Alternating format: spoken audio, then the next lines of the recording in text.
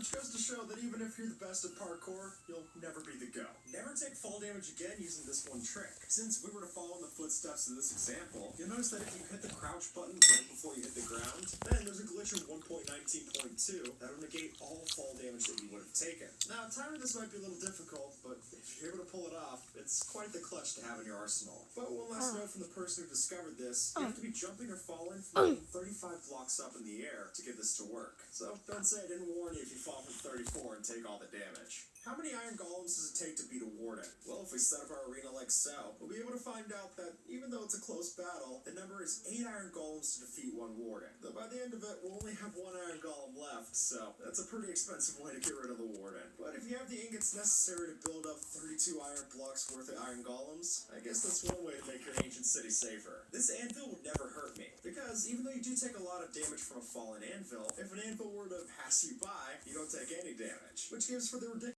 anyway, so I'd get why they want to put them aside and instead just attack you like this. It's a tale as old as the 1.3 update. When you enter a desert temple, you've got to fight. When you think of space travel, you're probably picturing something like this, but it turns out a boat can work just as well. Let me explain. See, on Bedrock, if you were to put a boat on top of a pad of slime blocks, bounce on top of it a couple of times, and then get in, we can ride that sucker sky high. And if you ask me, that's definitely the weirdest and the cheapest way to reach. Oh, melons even get rotten too? A traditional elevator or ladder, this will definitely offer some leverage.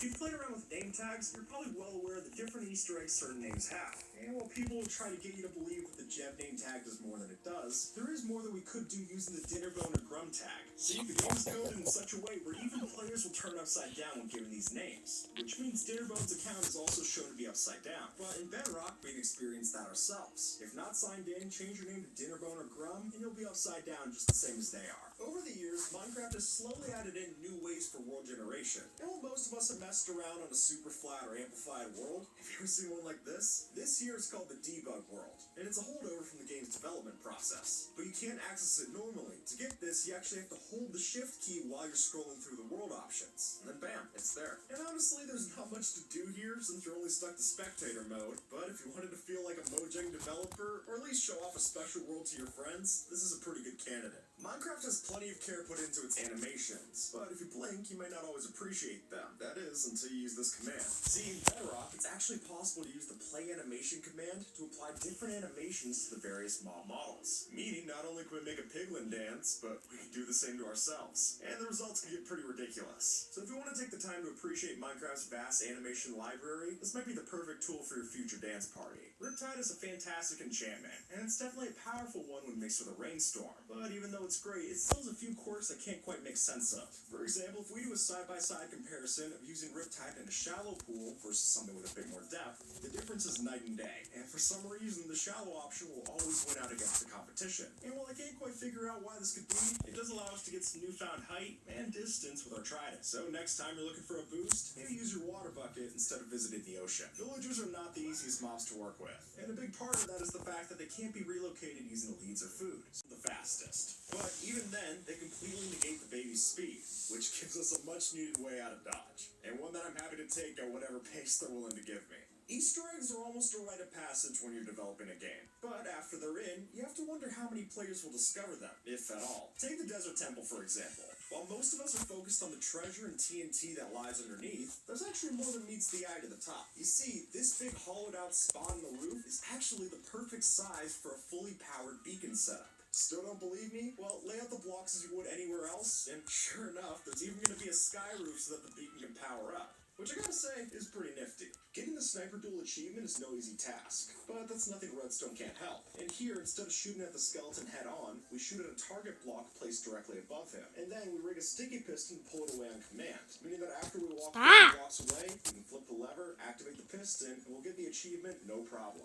And hey, this will also work for the Bullseye achievement. Just switch out the skeleton for a target block instead. If you've messed around with Minecraft's hidden mobs, then you've probably come across this guy, the Illusioner, who, among their many abilities, has the chance to seemingly create 3 clones for distraction. But what you might not have noticed that he doesn't create just 3 copies, he makes 4. And then, after doing that, the original becomes invisible, or rather, gives off the invisibility particles at its location, which I guess would be a useful tip if you could fight them, but since they're not fully implemented anyway, I think it's safe to say this is just a fun bit of info. If you have yourself a flame bow, you're able to shoot powdered snow blocks to destroy them. Though I honestly don't know why you do this instead of a shovel or a bucket, but it does make for a fun pastime. And who knows, it might be good for a hidden snow minigame, where you'd have to shoot the powdered snow within a sea of regular snow. And to me, that feels like the kind of challenge you'd see out of Breath of the Wild. You can't see it, but there's invisible pistons here. And the way we did that is using a bug that's in Bedrock Edition. Since you play on this version, you can make a piston invisible by breaking it while it's being powered by a repeating redstone clock. And then when you add back in the blocks and break the clock, it can still function like a regular sticky piston, which I'll admit will make for the coolest hidden base in the game, if unfortunately it didn't reload as soon as you log out of the world. But still a cool glitch to experience while you're in it. Minecraft's code handles item frames in some pretty strange ways, because even though we can pick them up and place them like any other block,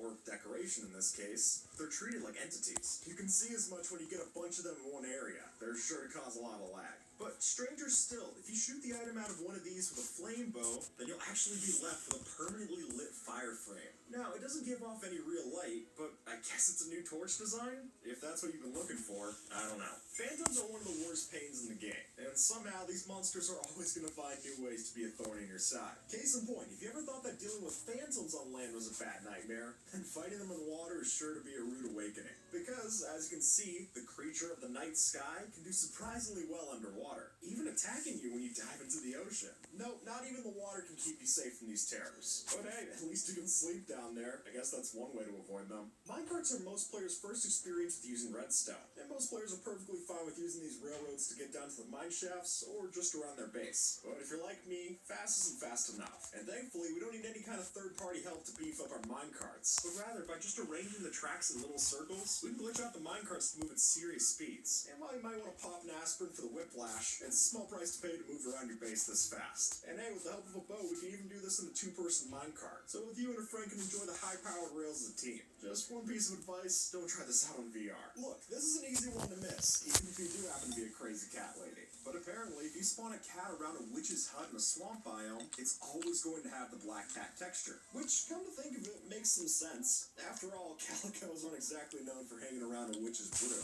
It's gotta be black to keep on brand. But that said, I do think it's kind of funny how black cats are the universal symbol of bad luck, but with a 100% chance of spawning here, luck isn't even a factor. Making this Easter egg weird in a lot more ways than one. If you accidentally started a raid, you should just dig down. And the reason is